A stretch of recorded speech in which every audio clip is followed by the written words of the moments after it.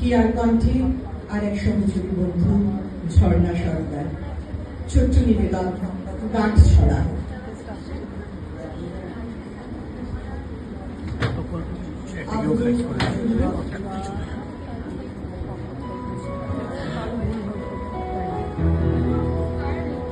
মারো, যত খুশি গায়ে হাত তোলো, আজ আমি কিছুতেই পার্টিতে যাব না। আমার একমাত্র বন্ধুটা কাল পৃথিবী ছেড়ে চলে গেল। তোমার কি একটু মায়া দয়া নেই? শুধু নিজের উন্নতি আর ধান্দা বোঝো, তাই না? আমি আছি, তোকে ছেড়ে কোথাও যাইনি আমি। তুই হিয়া, হিয়া তুই? আরে আমি তোর ছোটবেলার বন্ধু হিয়া। রাধা মাধবের মন্দিরে আমরা যে আজীবন এই বন্ধুত্ব রাখার প্রতিজ্ঞা করেছিলাম, মনে কেমন করে বল? কিন্তু তোকে তো কাল মশারে পড়িয়ে এলি, তাই তো? হ্যাঁ তো, হিয়া তুই সত্যি এসেছিস, কিন্তু তোকে আমি দেখতে পাচ্ছি না কেন?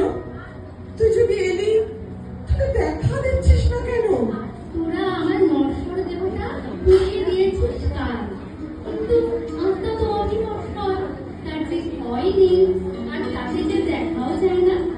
তুই আমাকে আর কোনোদিনও দেখতে না পেলেও জানবি আমি তোর পাশেই থাকবো। তোদের ভয় পাবি না তো? তুই পাশে থাকলে আমার কিসের ভয়? জানিস হিয়া, আজও প্রলয় আমার গায়ে হাত তুলেছে। এত অপমান আমি আর নিতে পারছি না রে। সমাজে নিজের স্টেটাস রাখতে কি ভালো ব্যবহার করে, আর ঘরে তুই তো সবটুকু জানিস বল। থাক, তোকে আর কিছু বলতে হবে না। আমি দেখেছি আজ বেরোবার আগে প্রলয় উঠে পড়ল। এতদিন ওই মুখোশধারী লোকটাকে কোনো শাস্তি দিতে পারছিস। তোর বাপের বাড়ির চাপে তুইও মেনে নিয়েছিস সব, কিন্তু আর নাকি আমি ওই প্রলয়কে এমন শিক্ষা দেব না। কি করবি তুই হিয়া? মেরে ফেলিস না ওকে? মা বাবার একমাত্র সন্তানও। না না, আমি খুবই হবো না বাবা। ভূত হলেও নৈতিকতা বিসর্জন দিতে পারবো না। খুবই ভূত হতে আমি চাই না। তবে ইনস্টলমেন্টে আচ্ছা যে এমন কোনো ভয় দেখাবো, বাবা জীবন তোর পায়ে পড়ে থাকবে। সত্যি হিয়া, তুই পারিসও।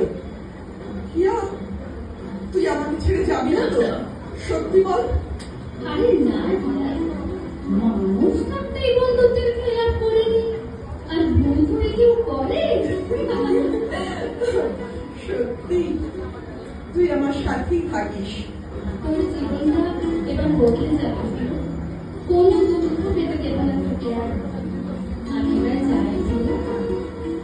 আচ্ছা, আবার আসবি তো? জীবন ও মরণের সীমানা ছাড়াই বন্ধুকে আমার রয়েছ দাঁড়াই।